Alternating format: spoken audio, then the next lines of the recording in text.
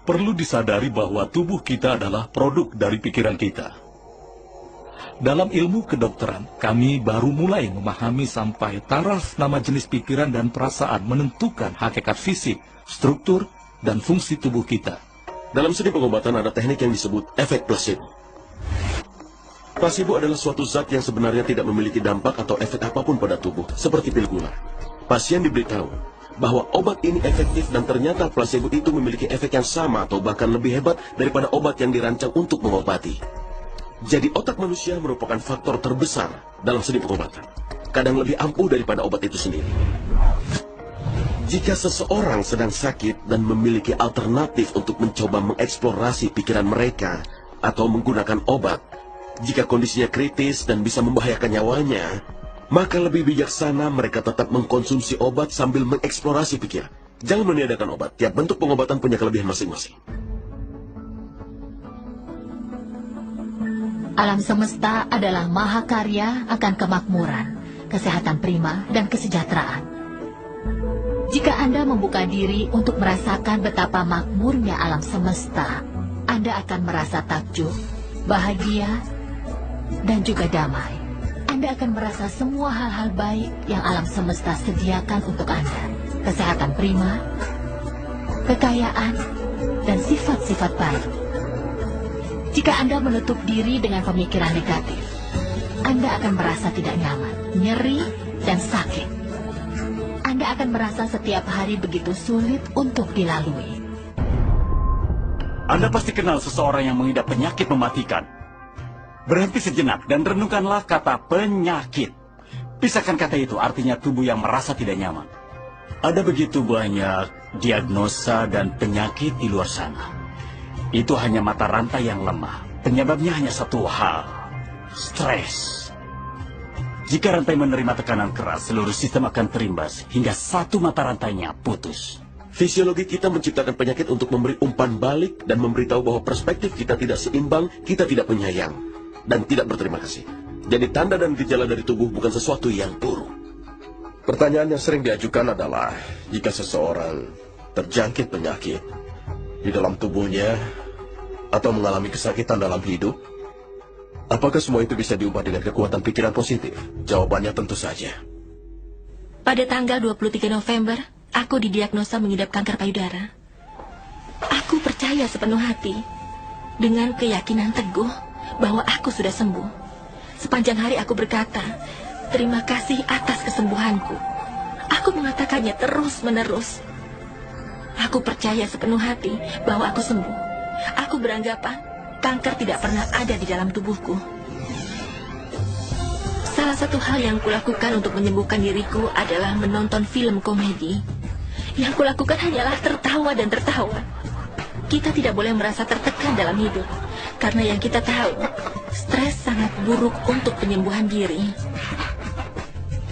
Jarak waktu sejak aku didiagnosa, yaitu tanggal 23 November, hingga kesembuhanku adalah tepatnya selama 3 bulan. Itu tanpa radiasi dan kemoterapi. Kami memiliki program dasar yang disebut penyembuhan diri sendiri. Jika Anda terluka, luka itu akan pulih. Jika Anda terinfeksi bakteri, sistem kekebalan beraksi melawan bakteri tersebut dan menyembuhkan tubuh. Sistem kekebalan tubuh diciptakan untuk menyembuhkan sendiri. Penyakit yang tidak bisa hidup dalam tubuh yang sehat secara emosi. Tubuh Anda membuang jutaan sel tiap detik dan menciptakan jutaan sel baru. Faktanya, bagian-bagian tubuh kita diganti setiap hari. Ada yang butuh waktu beberapa bulan, yang lainnya butuh beberapa tahun. Tapi dalam hitungan tahun, kita memiliki tubuh fisik yang baru. Jika Anda sakit dan Anda berfokus padanya dan membicarakannya dengan orang lain, Anda akan menciptakan lebih banyak sel yang sakit. Bayangkan diri Anda memiliki tubuh yang sehat. Biarkan dokter menangani penyakit Anda. Ada 2 orang yang mengidap suatu penyakit, tapi salah satunya memilih fokus pada kebahagiaan. Mereka memilih untuk hidup dengan kemungkinan sembuh dan juga penuh harapan. Mereka fokus pada hal-hal yang membuat mereka bahagia dan bersyukur. Lalu orang yang kedua mengidap penyakit yang sama, tapi memilih untuk fokus pada penyakitnya. Mereka fokus pada rasa sakit dan juga derita mereka. Jika seseorang fokus pada masalah dan gejala penyakitnya, dia tidak akan sembuh. Penyembuhan baru bisa terjadi jika mereka mengalihkan perhatian dari penyakit kepada kesembuhan. Karena itulah hukum ketertarikan. Pikiran yang menyenangkan menghasilkan kimia tubuh yang lebih baik dan tubuh yang lebih bugar dan sehat.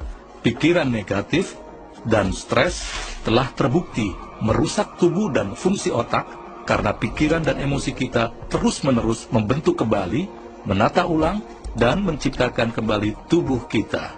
Jika stres fisiologis dihilangkan dari tubuh, tubuh akan melakukan tugasnya, yaitu menyembuhkan diri sendiri.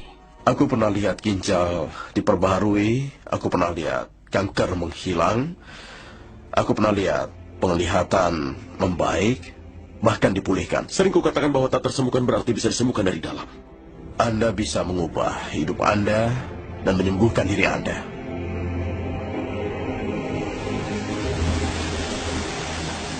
Kisahku bermula pada tanggal 10 Maret 1981. Hari itu mengubah seluruh hidupku dan tidak terlupakan. Pesawatku jatuh.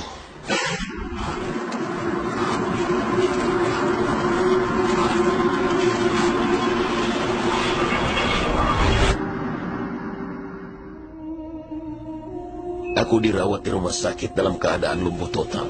Saraf tulang belakangku hancur, tulang belakang pertama dan keduaku patah. Refleks untuk menelan hancur hingga aku tidak bisa makan atau minum. Diafragmaku hancur dan aku tidak bisa bernafas. Aku hanya bisa mengedipkan mata. Para dokter mengatakan aku akan lumpuh seumur hidup. Seumur hidup yang bisa kulakukan hanyalah mengedip. Itu bayangan mereka tentang diriku, tapi itu tidak penting. Yang penting adalah yang aku pikirkan.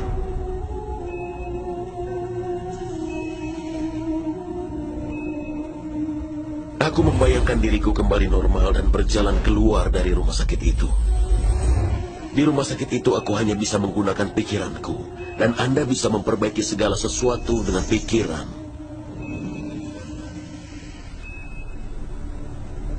Aku dihubungkan dengan alat bantu pernafasan dan diperkirakan tidak akan bisa bernafas sendiri lagi karena diafragmaku hancur. Tapi suatu suara kecil dalam diriku terus berkata, tarik nafas dalam-dalam.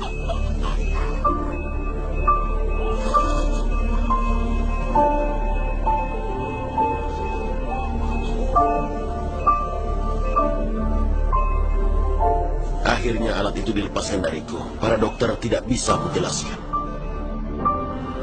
Aku tidak boleh membiarkan sesuatu mengalihkan pikiranku dari tujuan dan juga fisikku.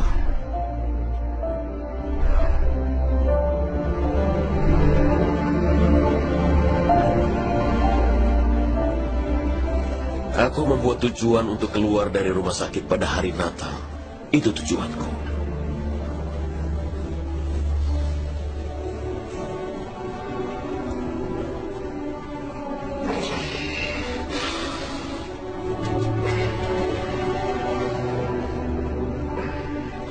Delapan bulan kemudian, aku keluar dari rumah sakit dengan kedua kakiku. Dokter mengatakan itu mustahil. Hari itu tidak akan pernah aku lupakan. Dan bagi penonton acara ini yang sedang sakit, jika aku ingin menyimpulkan kehidupanku dan menyimpulkan apa yang bisa dilakukan seseorang dengan hidupnya, akan kusimpulkan dengan 6 kata. Seseorang mewujudkan apa yang ia pikirkan.